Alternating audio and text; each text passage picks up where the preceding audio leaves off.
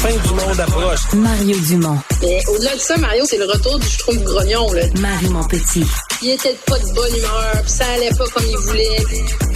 La rencontre. Montpetit, Dumont. Allô, Marie. Salut Isabelle. Tu vas me parler du salaire des cadres, des fonctionnaires les plus haut placés qui fait beaucoup jaser encore. Et toi, tu dis, bon, est-ce que c'est assez transparent? C'est vrai qu'on n'était pas au courant de leur salaire.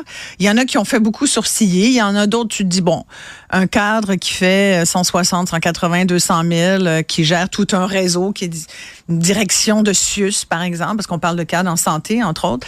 Ça peut être compréhensible, finalement. Moi, je te laisse aller là-dessus, parce que moi, ce qui m'a fait plus tiquer, c'est le fait qu'il y a de plus en plus de fonctionnaires, mais peut-être qu'on en parlera après. Je te laisse aller sur les salaires.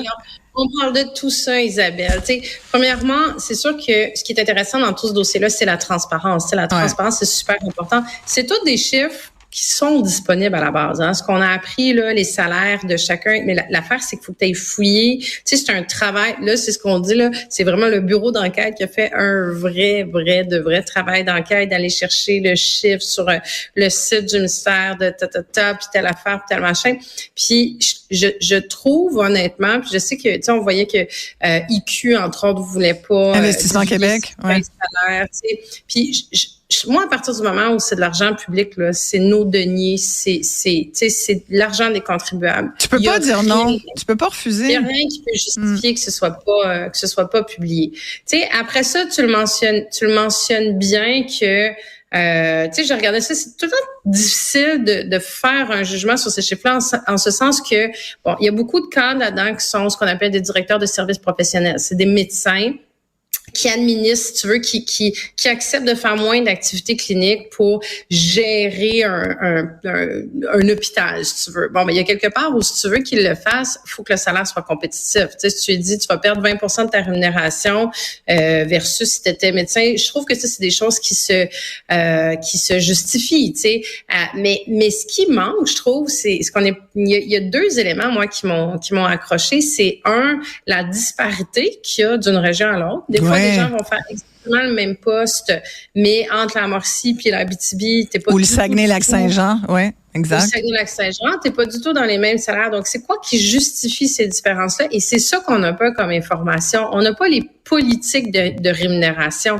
On n'a pas... Tu sais, moi, tu gagnes 100 000, 250 000, 300 000, tu gères un hôpital.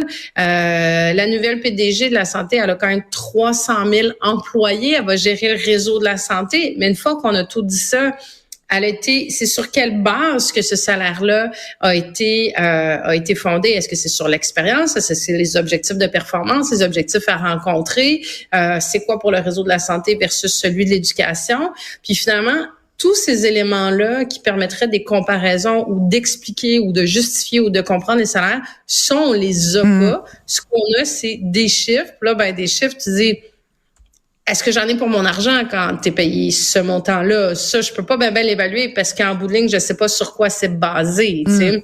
Puis au niveau, effectivement, tu soulignes, Isabelle, le nombre de cadres a augmenté. Ouais. Mais beaucoup, mais il faut pas perdre de vue que le nombre de cadres avait été coupé aussi. Gaétan Barrette avait mis à la retraite plus de 1000 cadres dans le réseau de la santé. Donc, oui, parce qu'on voulait économiser 100 millions à peu près. Je pense que c'est 1500, 1200 ou 1500 cadres qui avaient été coupés, dont les postes avaient été coupés. Mais là, écoute, ça a repris...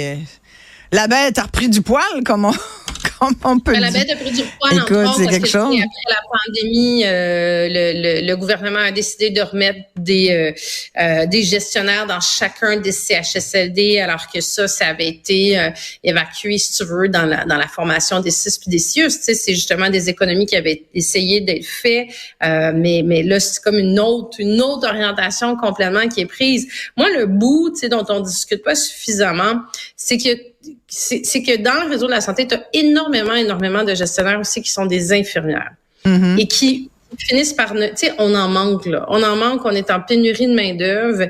Et, tu sais, oui, c'est important, là, d'avoir des gens qui font de l'administratif, puis qui sont cadres, puis qui supervisent des équipes. Puis, je suis sûre que la plupart des postes se justifient, mais il y en a sûrement qui se justifient pas.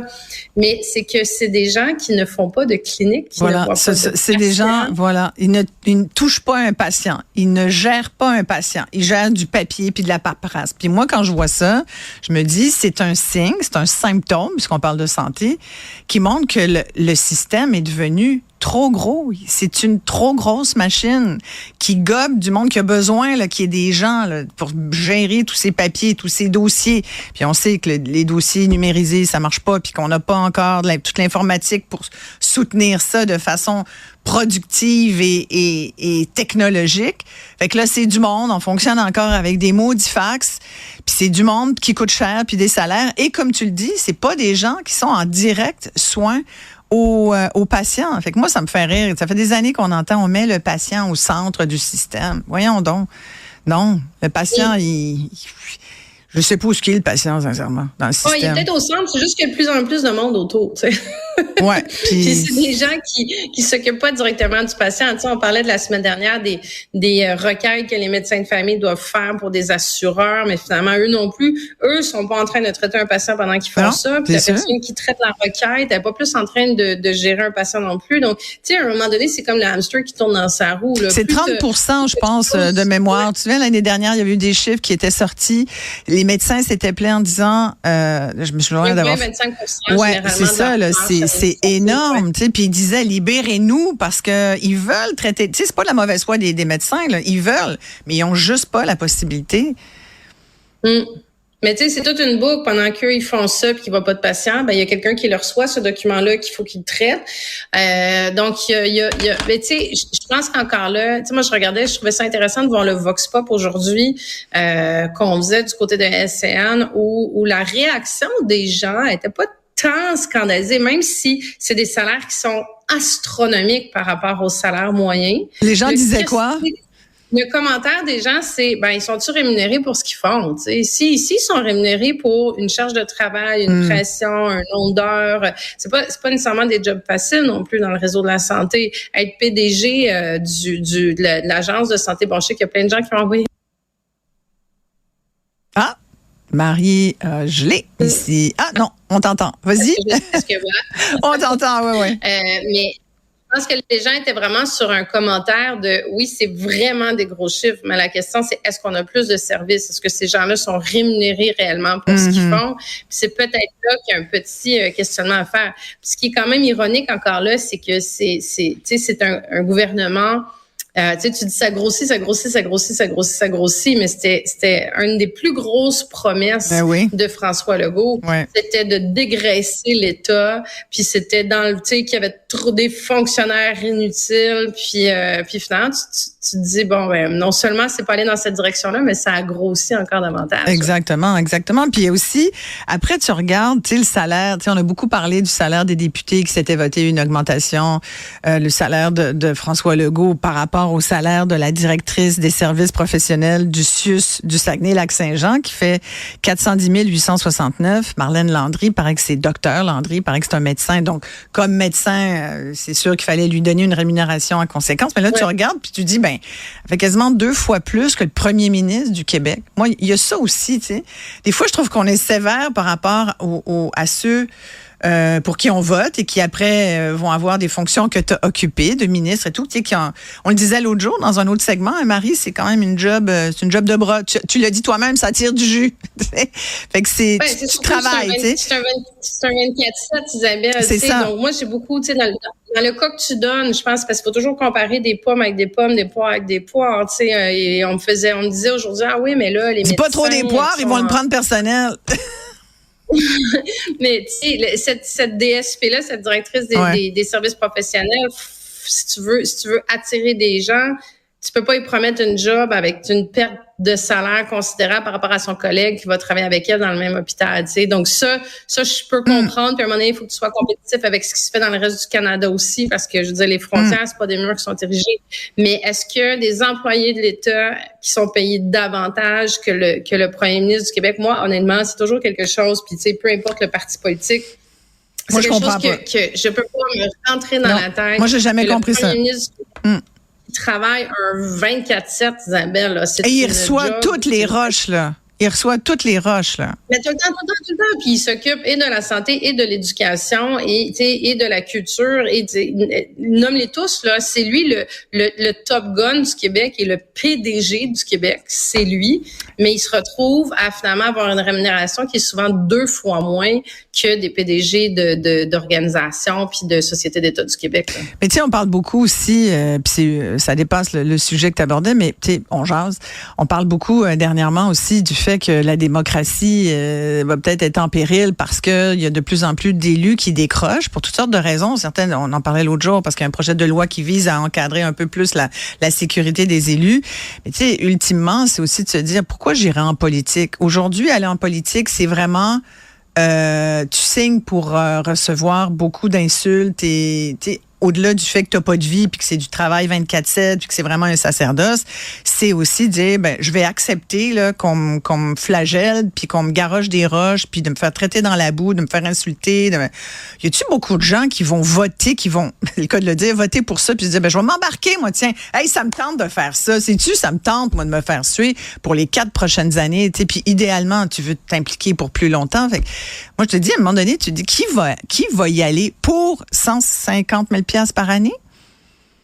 Genre, à peu près? Écoute, c'est un des enjeux où aussi. tu es indépendant de fortune, puis ça veut dire que tu es plus vieux peut-être ou chanceux, ou alors tu es très, très jeune, puis tu te dis, c'est mieux que rien, tu sais, puis ça va me partir une carrière, mais... Puis de faire un changement, avec les augmentations de salaire qui ont été faites, je pense que là, c'est devenu plus attractif que ce l'était au niveau de la compétitivité salariale, mais je pense qu'au-delà de ça, quelqu'un qui se lance en politique, c'est mais pourquoi on demande ça? Mais tu as raison, mais pourquoi on demande ça des politiciens, mais qu'on ne demande pas des Top Gun ou des directeurs de CIUS? Pourquoi on s'attend à ce que les politiciens et politiciennes, eux, là, ils y aillent là, pour la mission? On leur demande d'être des missionnaires, alors que finalement, pour tous les autres, on dit, mais il faut être en accord avec le marché.